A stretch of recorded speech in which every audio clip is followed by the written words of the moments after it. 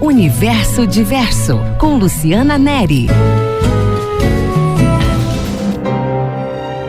Vamos falar sobre um dos mais importantes movimentos culturais do nosso país, que este ano completa 100 anos, a Semana de Arte Moderna.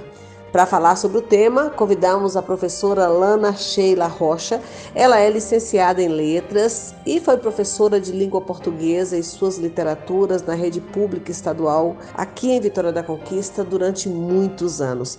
Lana, muito obrigada por ter aceitado o nosso convite. Alô, ouvintes do Universo Diverso. Sejam todos bem-vindos a essa conversa sobre a Semana de Arte Moderna. Esse é o tema que a gente vai falar um pouquinho, pincelar, talvez tocar um pouquinho no tema Semana de Arte Moderna. Haja vista, 2022, ela está completando 100 anos, um centenário de histórias. Ela que veio para romper com todos os conceitos da vanguarda europeia. E por que aconteceu essa Semana de Artes? E em qual contexto histórico isso ocorre, Lana? A gente queria criar a nossa identidade. O povo brasileiro precisava de uma identidade. Até então, vivíamos alimentados e alimentando de outros e de outras histórias. O contexto histórico da Semana de Arte Moderna veio 100 anos da independência do Brasil, fim da Primeira Guerra Mundial e a influência das vanguardas europeias. Então, estava todo mundo muito incomodado com isso, principalmente os meninos burgueses que estudavam fora do Brasil e queriam ter no seu país uma identidade, uma marca, uma grande mudança de pensamento. E os imigrantes europeus estavam chegando aqui também. Então, teve esse diálogo entre quem era que estava chegando, o que trazia para a gente. Bom, a Semana de Arte Moderna aconteceu do dia 11 ao dia 18 de fevereiro de 1922 no Teatro Municipal de São Paulo. Quais foram as principais características deste evento? Ele trouxe várias expressões artísticas. Não foi só a poesia, não foi só a prosa, não foi só artes plásticas, mas várias expressões artísticas estavam lá. E os grandes nomes da Semana de Arte Moderna é ainda Anita Malfatti, Oswald de Andrade, Mário de Andrade, Graça Aranha, Menotti Del Picchia, Heitor Villa-Lobos, entre tantos outros. Heitor Villa-Lobos, que está aí fazendo parte do Universo Diverso, aí é o nosso fundo musical. Lana, vou repetir a pergunta de um ouvinte. Por que falar da Semana de Arte Moderna? Porque a arte é o que nos alivia as dores, os horrores do dia a dia. Porque a arte, ela faz com que a gente ultrapasse os limites da realidade. Ela aciona todo o nosso imaginário. Mas a Semana de Arte Moderna, a gente está falando hoje porque estamos comemorando o seu centenário, que aconteceu em fevereiro de 1922, no Teatro Municipal de São Paulo. Que é um teatro super especial, né, Lana? Todo mundo que vai a São Paulo, eu recomendo, todo mundo que foi, vá até o Teatro Municipal e veja a sua arquitetura, aquela coisa maravilhosa, fantástica, voltada para o público. Até certo tempo, um público que tinha condições de pagar, os burgueses que tinham condição de pagar. Então foi esse lugar escolhido pelos artistas na época, em 1922, para sediar a Semana de Arte Moderna. E o objetivo era qual, Lana? Alugaram o Teatro Municipal de São Paulo e fizeram uma semana em grito à identidade, buscando a identidade de uma obra brasileira. Nascia aí o nacionalismo, vinha surgindo aí o nacionalismo, o modernismo, a coragem, o enfrentamento com as vanguardas europeias. Nós não estávamos mais imitando os europeus, e sim vivendo a nossa vida, buscando a nossa identidade, a nossa marca, o que é ser brasileiro. E o Villa-Lobos que a gente ouve aí ao fundo da entrevista, e ontem você citou também lá na sua fala. O que ele tem a ver com esse movimento? Vila Lobos tem muito a ver com isso. Tem tudo a ver com isso. E eu vou explicar isso mais detalhadamente nos nossos próximos encontros.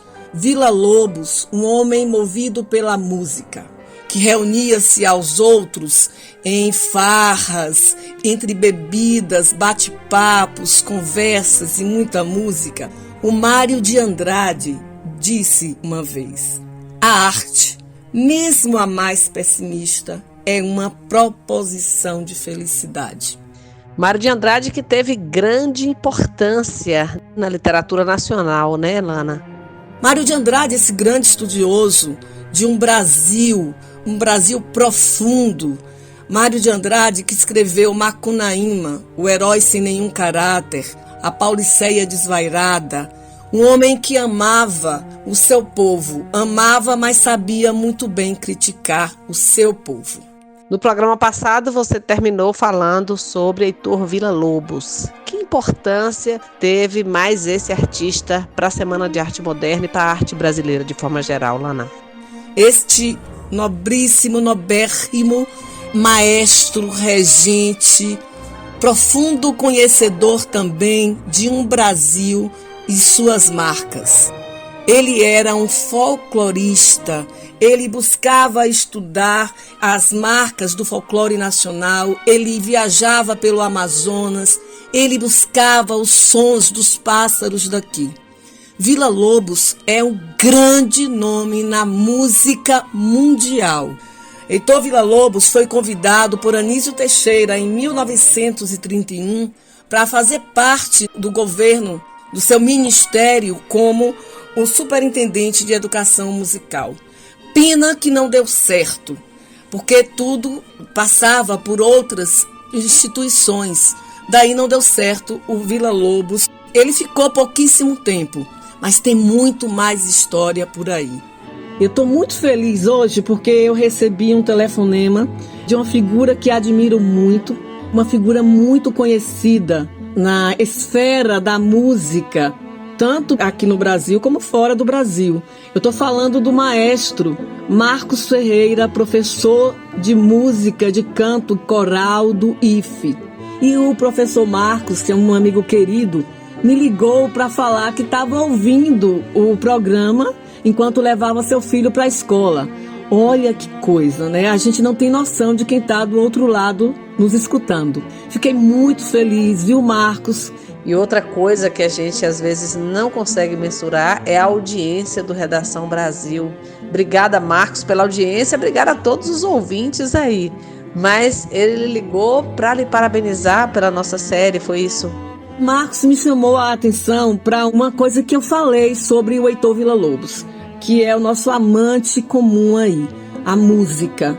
Falando do Heitor diante da Superintendência de Educação Musical e Artística, do SEMA. É que eu falei que durou pouco, mas não durou pouco não, durou muito e reverberou tanto que hoje existem os cantos corais em algumas escolas. A gente vê isso aqui em Vitória da Conquista com o Coral Madrigal, que está sob a batuta do nosso lindo, maravilhoso maestro Marcos Ferreira. A gente tem aqui a Orquestra Neogibá, que toda vez que ela se apresenta, sempre apresenta canções do Villa-Lobos.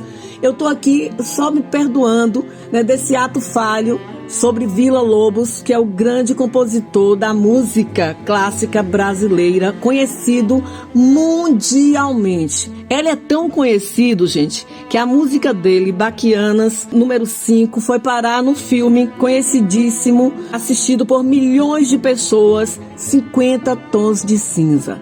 Vamos fazer um resumo aí do que foi a Semana de Arte Moderna? Polêmica, confusa, barulhenta, tida como demasiado festiva e pouco moderna, não se pode negar que a Semana de Arte Moderna foi um marco, um divisor de águas no panorama artístico brasileiro. Ele escancarou as portas de uma grande liberdade no que diz respeito à produção e pesquisa estética no país, contribuindo para um florescimento intelectual e artístico. Na visão de Cavalcante, o acontecimento da semana extrapolou o campo cultural e repercutiu também na área política. Assim são as artes. Assim é a poesia, a escultura, a arquitetura, a pintura, a música. Tudo que é dito e escrito com amor, com afinco, com verdade, ultrapassa as barreiras. E cá chegamos no nosso último encontro dessa conversa. E assim vamos presentear aí os nossos ouvintes com declamações suas. Vamos lá? O Oswald de Andrade. Erro de português. Quando o português chegou debaixo de uma bruta chuva, vestiu o índio. Que pena! Fosse uma manhã de sol, o índio tinha despido o português. E agora vamos ao Mário de Andrade. Descobrimento. Abancado à escrivania em São Paulo, na minha casa da rua Lopes Chaves, de supetão senti um friume por dentro.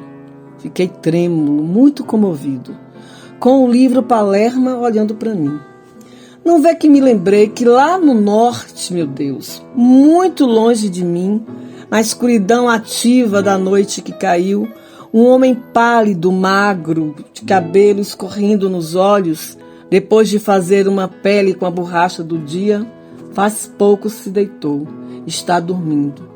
Esse homem é brasileiro que nem eu.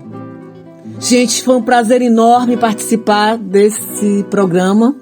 Muitíssimo obrigada a vocês, aos ouvintes, a Luciana Neri pela oportunidade.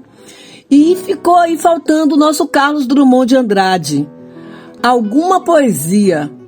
Vai lá, escolha a sua, vista-se de palavras e saia pelo mundo.